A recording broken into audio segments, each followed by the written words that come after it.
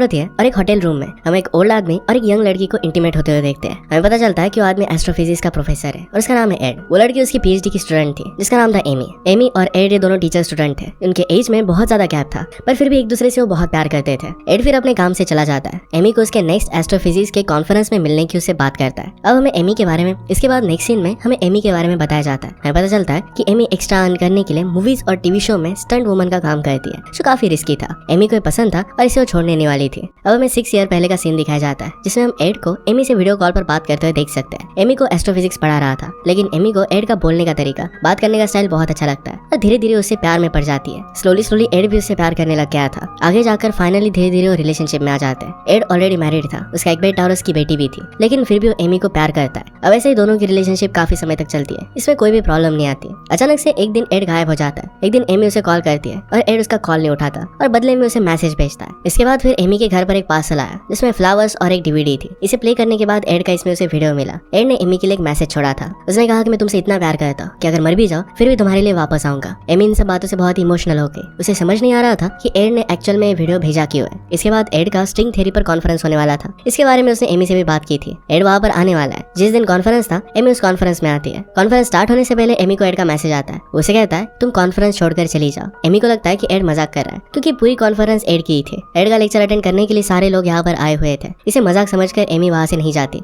Conference फिर start होता है और एक आदमी आकर बताता है कि प्रोफेसर एड की डेथ एक हफ्ते पहले ही हो चुकी है और इसी वजह से हमारे बीच वो नहीं है। हमें उनके लिए प्रेयर करना चाहिए। ये सुनकर एमी के पैरों के नीचे से जमीन खिसक जाती है। वो हैरानी में कॉन्फ्रेंस से बाहर आई और एड को कॉल लगाती है। उसे फिर एक मैसेज आता है जिसे एड ने सेंड किया था। एड कहता है कि मैंने तुम्हें कहा था कि कॉन्फ्रेंस को अटेंड मत करना। इसके बाद एमी बहुत टेंशन में आ जाती है। एड के बारे में वो गूगल करने लग जाती है। उसे अलग अलग आर्टिकल सर्च करने के बाद पता चलता है कि एड की एक हफ्ते पहले ही डेथ हो चुकी है। इस बात से वो बहुत ज्यादा सरप्राइज हो गई थी कि अगर एड की डेथ हो चुकी है तो उसे मैसेजेस कौन भेज रहा है। इसका आंसर उसे बहुत जल्दी मिलने वाला था। अब एमी को एड का मैसेज आता है जिसमें उसे उसके घर पर जाने के लिए कहता है। ये आउट ऑफ टाउन था। एमी फिर वहाँ के लिए निकल जाती है। एमी एड के घर पर पहुंची और वहाँ पर उसके डॉटर से बात करने की कोशिश करती है। इसके लिए आसान नहीं था इसलिए वो बात नहीं कर पा रही थी, लेकिन एड की डॉटर उसे पहचान लेती है। वो कहती है कि तुम तो वही लड़की हो जिसका डैड के साथ अफेयर चल रहा था। इस बात से एमी को बहुत ही अनकंफर्टेबल लगता है। एमी फिर एड के बारे में काफी कुछ पता चलती है। उसके लॉयर के पास जाती है। लॉयर उसे एक इन्वेलप देता है। लॉयर कहता है कि एड ने मरने से पहले बनाया था और कहा था कि ये तुम्हें देना है। अब एमी उसे घर लेकर वापस जाती है। उस इन्वेलप में उसे और कुछ डीवीडी मिली जिसे एड ने मरने से पहले रिकॉर्ड किया था। वीडियो में फिर एड एक्सप्लेन करता है कि उसने एमी को इस सब के बारे में क्यों नहीं बताया। एड एक बीमारी से काफी समय से सफर कर रहा था। उसकी डेथ होने वाली थी और ये बात बताकर वो एमी को दुखी नहीं करना चाहता था, इसलिए उसने अकेले ही जाने का फैसला किया। एड ये भी कहता है कि मैंने सारे मैसेजेस और रिकॉर्डिंग पहले ही रिकॉर्ड करके रखे हैं। टाइम टू टाइम एमी तक ये सब आते रहेंगे। जब तक एमी उसे बुलाकर उसकी यादों को भुलाकर अपनी जिंदगी में आगे नहीं बढ़ जाती तब तक ये मैसेज उसे आते रहेंगे। अगर एमी मूव ऑन हो जाती है तो 11 बार अपना नाम इस नंबर पर सेंड करते हैं और इसके बाद ये सब मैसेजेस आना बंद हो जाएगा। एक्चुअल में एड को पता था कि एमी उसे बहुत प्यार करती है और एड के जाने के बाद उसे बहुत बड़ा झटका लगेगा। उसकी डेथ से उसकी लाइफ बर्बाद हो सकती है, इसलिए एड ने पूरा सिस्टम बनाया था। एमी को अपने जाने के बाद भी लाइफ में आगे बढ़ने के लिए वो मदद करना चाहता था। एड ने एमी के स्टडी सिलेबस से रिलेटेड वीडियो भी बनाई थी जो कि उसे आगे पीएचडी में पास करने में मदद कर सके। एमी उसकी सारी बातें सुनती है पर उसे कुछ फर्क नहीं पड़ता। एड की यादों में वो डिप्रेस रहने लग गई। वो ऐसे स्टंट करने लग गए जिससे उसकी जान को खतरा था, जैसे कि स्कल्पचर मॉडलिंग। इस वर्क में सफोकेशन के काफी चांसेस थे। एमी को एड के काफी मैसेजेस आते हैं इससे उसे लगता है कि एड कहीं नहीं गया है। अब एक दिन एमी उसी होटल में जाती है जहाँ पर वो और एड मिला करते थे। वहाँ की वेट्रेस एमी को एक लेटर देती है जिसमें एड का मैसेज था। उसे एक पार्सल भी मिला जिसमें एड का टी शर्ट था। टी शर्ट को पहनकर एमी उसी रूम में एड को याद कर सो जाती है। धीरे धीरे एमी अपना लाइफ में अच्छा करने लग गई थी। एक दिन उसे फिर से एक मैसेज मिला जिसमें एड एमी को एक जगह जाने के लिए कहता है। वहाँ एक इन्वेलप में एड का मैसेज था। इसमें वो एमी को एक पूरा घर गिफ्ट कर देता है। उसे उसी घर पर जाने के लिए कहता है। अब एमी वहाँ पर गई। एक आदमी एमी को उस घर के पास के नदी पर लेकर जाता है। एमी को कहता है कि एड उसकी बातें किया करता था। एड से मिलने के लिए काफी लोग आते थे लेकिन वो ज्यादा अकेला रहना पसंद करता था। फाइनली एमी उस घर पर पहुंच जाती है जिसे एड ने अब उसे दे दिया था। आज एड का बर्थडे था और वहाँ पर पहुंचकर एमी को एक लैपटॉप मिलता है जिसमें वो वही रखी हुई डीवीडी डालती है। इसमें एड का और एक मैसेज था। एड वीडियो की स्टार्टिंग में एमी को कहता है तुम्हें याद होगा कि आज मेरा बर्थडे है, ये लैपटॉप में तुम्हें गिफ्ट करता हूँ। एड उसे एक कैफे में जाने के लिए कहता है जहाँ वो इसका बर्थडे सेलिब्रेट कर सकती है। एड एंड में उसे ये भी कहता है कि मैं चाहता हूँ कि तुम लाइफ में आगे बढ़ सको। जब तुम्हें लगे कि तुम आगे बढ़ चुकी हो तब अपने नाम से 11 बार इसी नंबर पर मैसेज कर देना। एमी उस कैफे में जाती है जहाँ पर एड ने उसे जाने के लिए कहा था। कैफे का ओनर एमी को बहुत अच्छे से ट्रीट करता है जैसे उसे जानता हो। उसे ऑलरेडी पता था कि एमी वहाँ पर आने वाली है। वहाँ पर एमी एड के बारे में कैफे ओनर से बहुत सारी बातें सुनती है। इसमें उसे पता चलता है कि एड ने अपनी आखिरी टाइम में यही बैठकर बहुत सारे लेटर्स लिखे थे, काफी सारे वीडियोस रिकॉर्ड की थी। यही लेटर्स और वीडियोस आज एमी को मिल रहे हैं। एंड में उसे एक लेटर देता है जिसमें लिखा होता है कि मैंने अभी एक माउंटेन और रिवर को देखा जिसका रिफ्लेक्शन बिल्कुल तुम्हारे चेहरे जैसा था। तुम्हें भी ये देखने के लिए जाना चाहिए। अब ये पढ़ने के बाद एमी कैफे से उस नदी के पास जाती है। एक औरत वहाँ पर एमी को हक करती है और नदी के किनारे पर बैठने के लिए कहती है। एमी वहाँ पर बैठी हुई थी और माउंटेन का रिफ्लेक्शन नदी पर गिर रहा था। इस रिफ्लेक्शन में एक लड़की की तस्वीर बन रही थी। ये देखकर एमी बहुत खुश हो जाती है कि एड को वो दिख रही थी। वो एक्साइटमेंट में एड को ऐसा मैसेज कर बताने लगती है, पर फिर उसे रियलाइज होता है कि एड अब उसके साथ नहीं है। इस बात से वो बहुत दुखी हो जाती है। एमी घर पर आई तो एड का एक दूसरा पार्सल उसे मिलता है। इसमें उसे और एक डीवीडी मिली। एमी उसे प्ले करके देखती है। वीडियो में एड ने एमी को कहा था कि मुझे तुम्हारा एक सीक्रेट पता है। ये सीक्रेट तुमने मुझे कभी भी बताया नहीं था। एड ने कहा कि मुझे पता है कि तुम्हारे डैड की डेथ एक एक्सीडेंट में हो गई थी। इस चीज के लिए तुम खुद को जिम्मेदार मानती हो।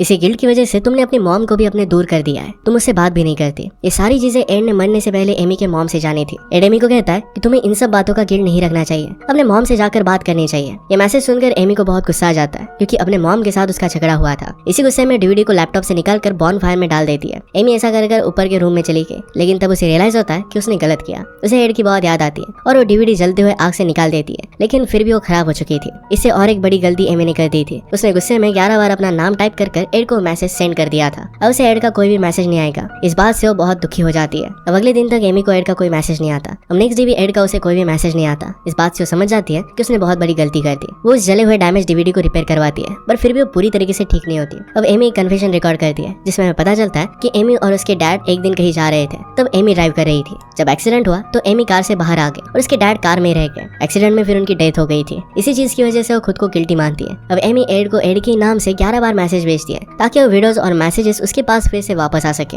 लेकिन ऐसा नहीं होता। अब एमी एड की डॉटर से मिलने के लिए जाती है जो एमी को पसंद नहीं करती थी। इसका रीजन एमी को लगता था कि शायद एड अपनी डॉटर को टाइम नहीं दे पा रहा था। वो टाइम एमी के साथ स्पेंड करता था और इसी वजह से शायद एड की डॉटर उससे नाराज होगी। इस पर एड की डॉटर उसे कहती कि ऐसा नहीं था, हमारे फादर हम दोनों ब्रदर सिस्टर से उतना ही प्यार करते थे जितना वो तुमसे करते थे। अब एमी एक डिलीवरी एजेंसी के पास जाती है। उनसे पूछती है क्या एड के नाम से कोई मेरे लिए पार्सल आया है। इस पर वो लोग हाँ कहते हैं, पर उन्होंने कहा कि अब तक वो पार्सल डिलीवर करने का हमारे पास ऑर्डर नहीं आया। एमी फिर समझ जाती है कि ऑर्डर एड का लॉयर ही उन्हें दे रहा है। एमी इसके बाद लॉयर से मिलने के लिए जाती है। उससे आगे आने वाले सारे पार्सल और लेटर्स को देने के लिए कहती है। लॉयर इसके लिए मना कर देता है क्योंकि एड ने उसे स्ट्रिक्ट ऑर्डर दिए थे। लॉयर कहता है कि भले ही अब एड जिंदा ना हो, पर उसने जो भी इंस्ट्रक्ट किया था वो सिस्टम वैसे ही चलेगा। जब तक उसे ऑर्डर नहीं मिलता तब तक उसे आगे लेटर्स नहीं भेज सकता। अब एमी दुखी होकर वहां से जाने लग जाती है। एड अपने लास्ट टाइम में क्या कर रहा था ये उसे पता चलता है। वो क्रैब नेबुला नाम के एक स्पेस इवेंट को देख रहा था। एमी भी उसे देखने के लिए जाती है। तभी वहां पर एड की डॉटर को उसे कॉल आता है। उसे मिलने के लिए बुलाती है। डॉटर ने उसे कहा कि अब मैं तुम पर गुस्सा नहीं हूँ। उसे अपने फादर का प्यार समझ में आया। आखिर में उसे कैम रिकॉर्डर देती है। ये कैम रिकॉर्डर एड का था। इसे लेकर एमी घर पर आई। एमी ने रिकॉर्डर में चेक किया पर उसे कोई भी वीडियोस या फोटोज नहीं मिलती। अब एमी उसके एक फ्रेंड से मिलती है। उसे बताता है कि एड अपने लास्ट समय में एक सिस्टम बना रहा था जिससे वो हमेशा जिंदा रह सके। ये सब एड का करना उसके फ्रेंड को सही नहीं लगा था। इसी वजह से उसने एड को सपोर्ट नहीं किया। इसके बाद फिर एमी वापस एड के पेरिस के घर पर आ जाती है। उसे लग रहा था कि शायद एड के वहाँ पर कोई लेटर्स या फिर उसकी कोई डायरी मिल जाए, लेकिन ऐसा होता नहीं। उसे वहाँ पर बोट वाला आदमी एक पर्स देता है जो एक दिन एड के हाथ से गिर गया था। एमी को उसके अंदर कुछ मेमोरी कार्ड्स मिले। एमी ने जब उसे एक्सप्लोर किया तो एड की उसे काफी सारी वीडियोस मिली। ये वही वीडियोस थी जो एड ने एमी के लिए रिकॉर्ड की थी। इसमें कुछ मिस्टेक्स की वजह से वो वीडियो एड ने वापस रिकॉर्ड की थी। इन वीडियोस में एमी देख पा रही थी कि अपने लास्ट टाइम में एड काफी कमजोर हो गया था। उसे छोटी छोटी चीजें याद नहीं आ रही थी। इतनी मुश्किल में भी वो वीडियोस बना रहा था। इस चीज को देखकर एमी रोने लग जाती है। एमी को रियलाइज होता है कि एड जो चाहता था वही उसे करना चाहिए। अपनी लाइफ में मूव ऑन होना चाहिए। एमी फिर अपने मॉम से काफी सालों बाद मिलती है। वो अपने स्टंट का काम भी फिर से करने लग गए जिससे उसे खुशी मिलती थी। ऐसी एक दिन एमी जब अपने घर पर आती है तो उसे पता चलता है कि वहाँ पर चोरी हो गई है। वो टेंशन में आ जाती है। तब उसे एड की लिखी हुई एक डायरी मिलती है। इसमें एक ब्लैंक पेज पर पेंसिल से लिखने का प्रेशर था। इसे एमी ने पेंसिल से रब कर पढ़ा। उसे पता चलता है मैसेज और लेटर वापस आने के लिए उसे 10 बार एड का नाम टाइप कर सेंड करना है। और कुछ समय बाद एड के मैसेजेस उसे आने लग गए। एमी इस बात से बहुत खुश हो जाती है। एड के हर एक मैसेज का वीडियो रिप्लाई कर भेज देती है कि एड की बातों से उसने क्या सीखा। अब एमी की मॉम उसे एक लेटर देती है जो एड का ही था। उसमें एमी को उसने एक लाइब्रेरी में जाने के लिए कहा था। वहाँ पर पहुंचकर एड का एक वीडियो आता है जिसमें वो कहता है कि उसने कल एक सपना देखा था। इसमें कई दूसरे यंग लड़के एमी के पीछे जा रहे थे। एमी उन्हें रिस्पॉन्ड नहीं देती। एड को इस बात से रियलाइज हुआ था कि एमी को मूव ऑन करने के लिए किसी और के साथ रहना चाहिए। उसे भी अपने लिए पार्टनर ढूंढना चाहिए। इसके रिप्लाई में एमी कहती है कि तुम एक इडियट हो। अपने लास्ट समय में तुम्हें वीडियो नहीं अपनी फैमिली के साथ टाइम स्पेंड करना चाहिए था। इसके बाद उसे एड का और एक लेटर आता है। इस लेटर में एड उसे अपनी स्टडी पर ध्यान देने के लिए कहता है। एमी बिल्कुल ऐसा ही करती है। एमी एड ने बनाए हुए स्टडी के वीडियोस को देखती है और उससे अपना पूरा स्टडी का सिलेबस पूरा हो जाता है। एमी अच्छे ग्रेड से पीएचडी पास कर लेती है। एमी अपने अचीवमेंट से बहुत खुश थी और उसे मिलने के लिए एड की डॉटर और उसका ब्रदर भी आता है। इसे एमी और भी ज्यादा खुश हो जाती है। एमी को एड का मैसेज आता है जिसमें उसने एमी को पीएचडी पास करने की खुशी में गिफ्ट देने का वादा किया था। जब एमी एड के लॉयर से मिलने के लिए जाती है तब उसे पता चलता है कि एड ने एमी के नाम पर उसकी इटली का घर कर दिया था। इसके साथ उसके लॉयर ने उसे एक वीडियो टेप भी दी। उस वीडियो में एड ने अपना चेहरा नहीं दिखाया था क्योंकि अपने लास्ट डेज की ये वीडियोस थी। इसमें एड एमी से प्यार की बातें करता है और आखिरी बार अलविदा कहता है। अब इसके बाद कोई भी एड का दूसरा वीडियो एमी के लिए नहीं बचा था। ये देखकर एमी बहुत इमोशनल हो जाती है। अब एमी फिर से अपने शहर जाती है जहाँ एक स्टैचू का शोकेस चल रहा था। ये स्टैचू एमी के रोने की वजह से खराब हो गया था, फिर भी अच्छा लग रहा था। इसमें मॉडल एमी ही थी। वहाँ बाहर आकर एमी जॉन से मिलती है। ये वही था जो एड को वीडियोस और लेटर लेटर भेजने के लिए मदद कर रहा था। वो एमी को डेट के लिए पूछता है। एमी अपने सपने में जिस लड़के के बारे में बात कर रहा था ये वही था। एड को एमी के लिए लड़का पसंद था। एमी भी फिर इस बात के लिए हाँ कह देती है।